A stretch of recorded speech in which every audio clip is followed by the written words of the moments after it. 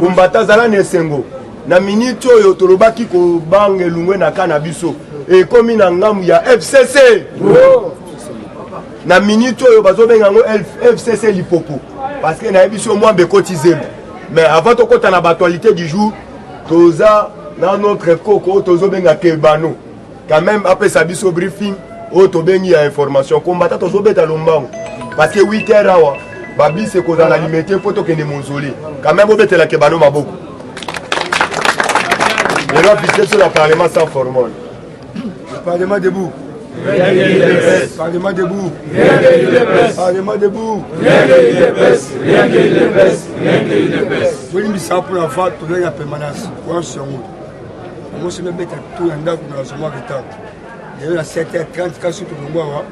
pour que liberté babi c'est ça on a offert ok mausolée aux apollo te ok mausolée on y a ma propos on a caméra te pour bato bazama sur tout là franchement mingi on batté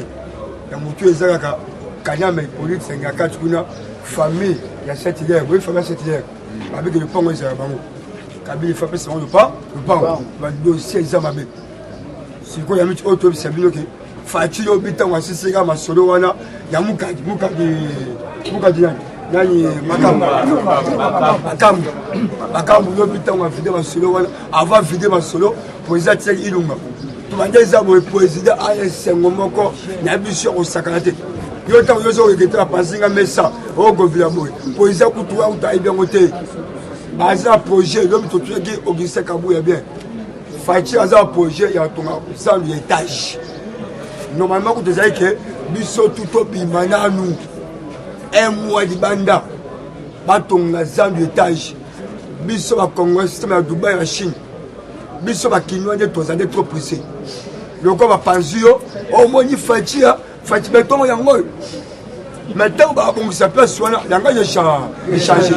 au comme place comme bien et place comme kitoko quoi na même so Congo yango car ndenge moka congolais Félix azu pouvoir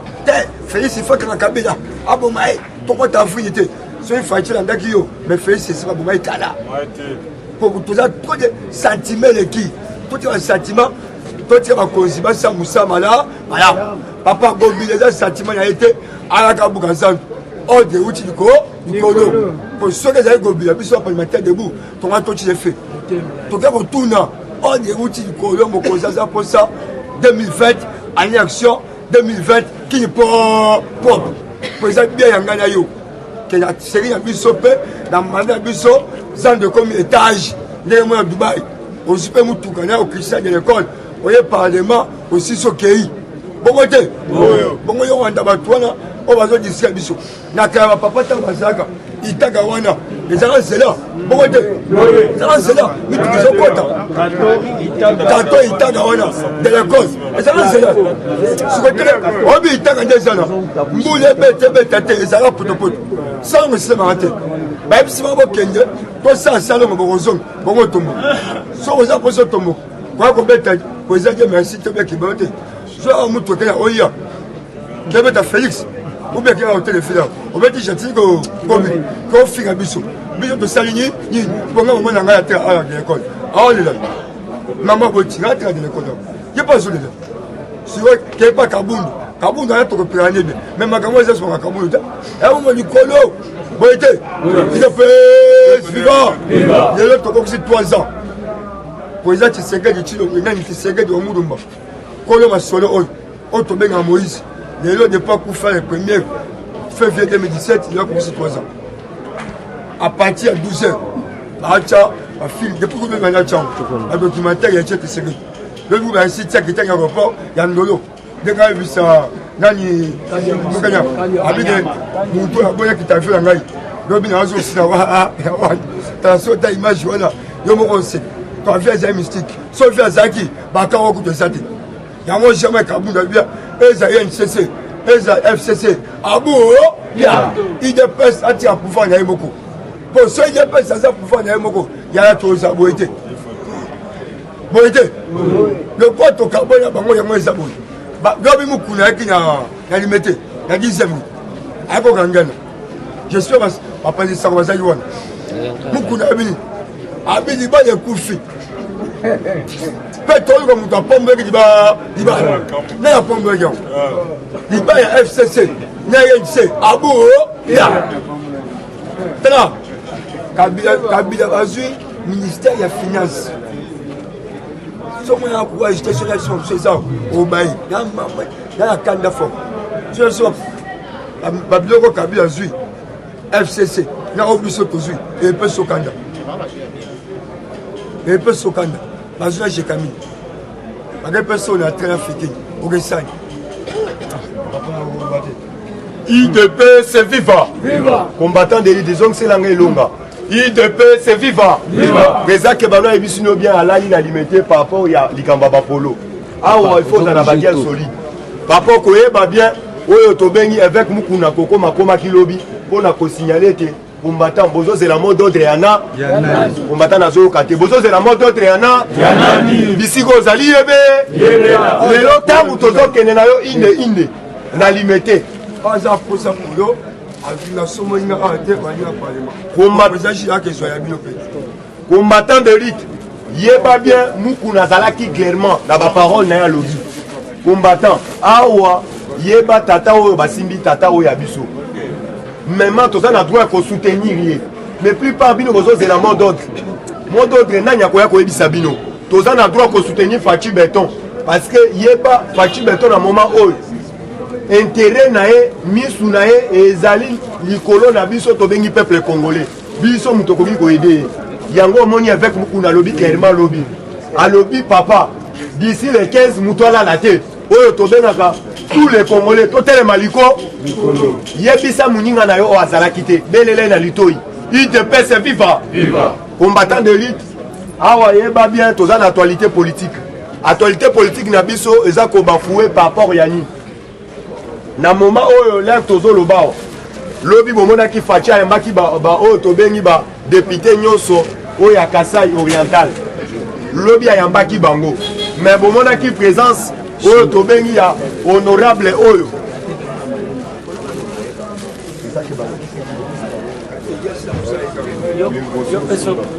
IDP c'est viva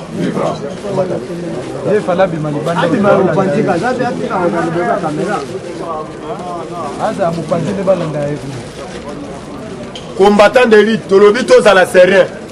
ne fils que lobi bomonaki oyo tobengi Félix Antoine Tshilombo Tshisekedi ayambaki ba notable oyo tobengi ba député ya oyo tobengi ya Mbujimai on ne fils que mutuna oyo atunaki bango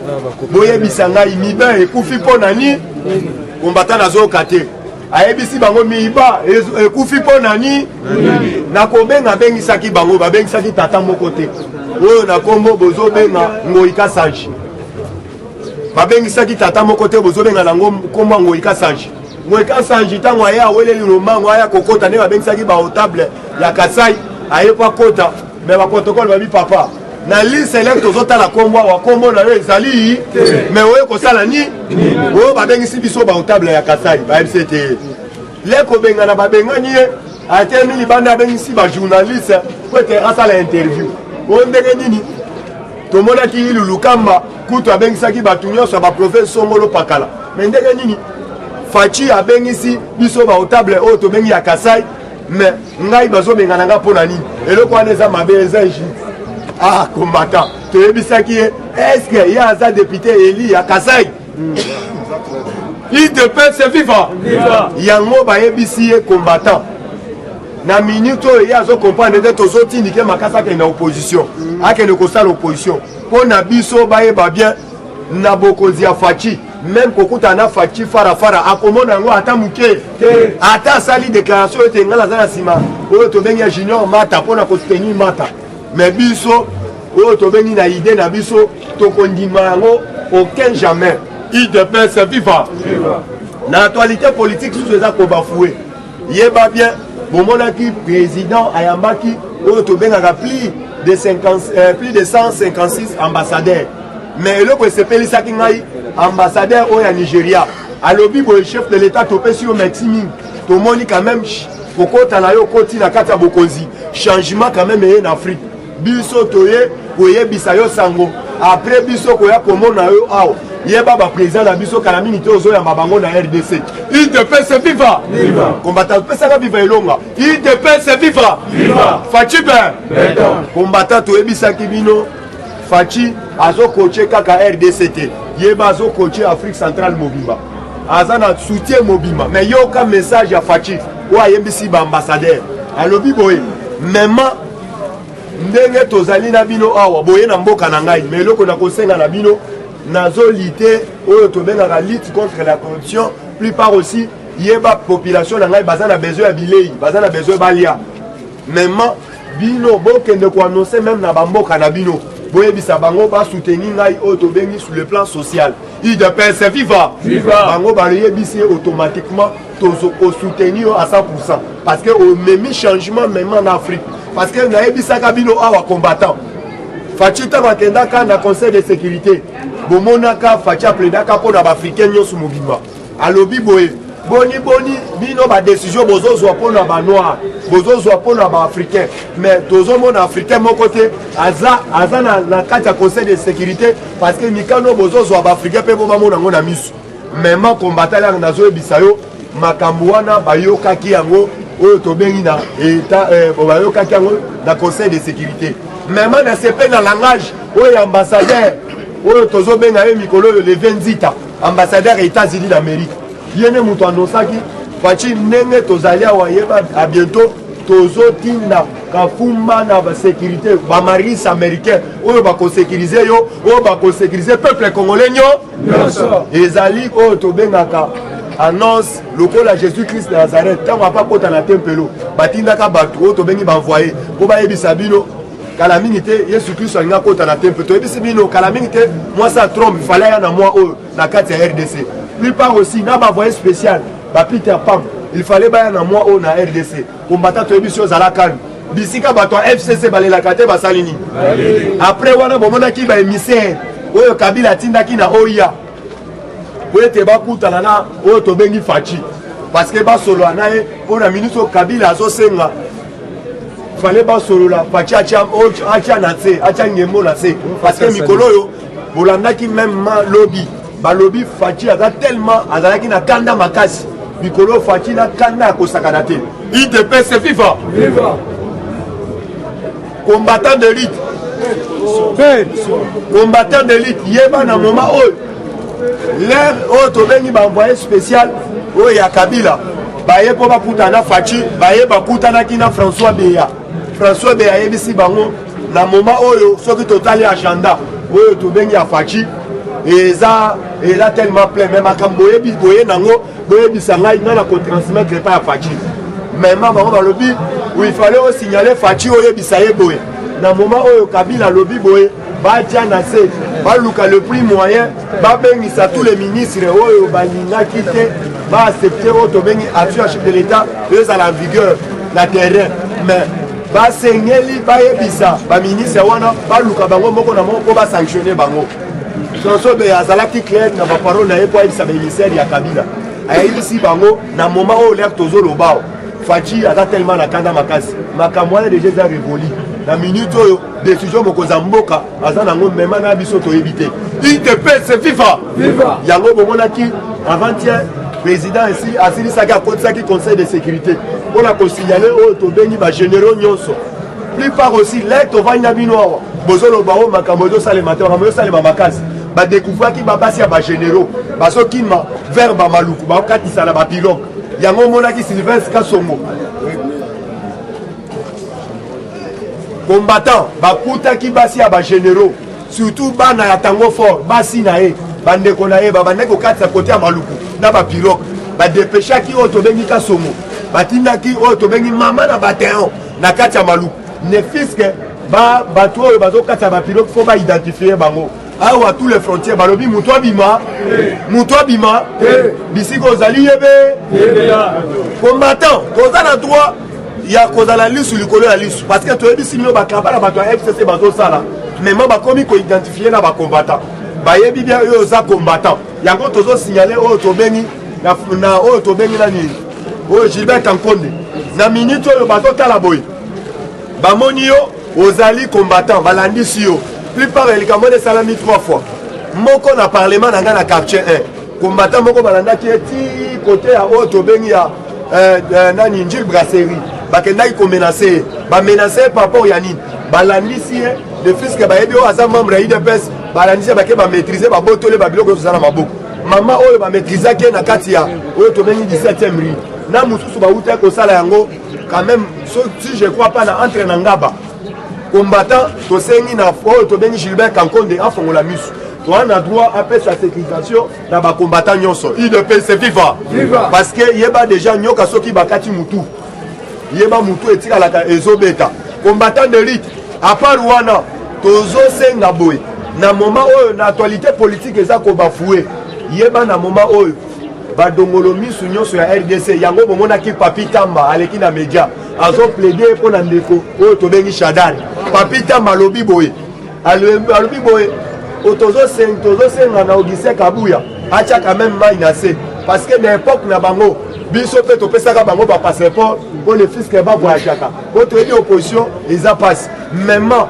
na ba passeport topesaka bango mais parole oyo pe Shadari utilisaki ezaka parole les fils angai kosalela yango te abanda kobangisa parole wana parce que na UDPS yeba parole wana bango pe babanda koyebisa biso tango bango pe bazalaki na opposition mais Shadari bomonaki amataki ntina créneau alobi soki bameki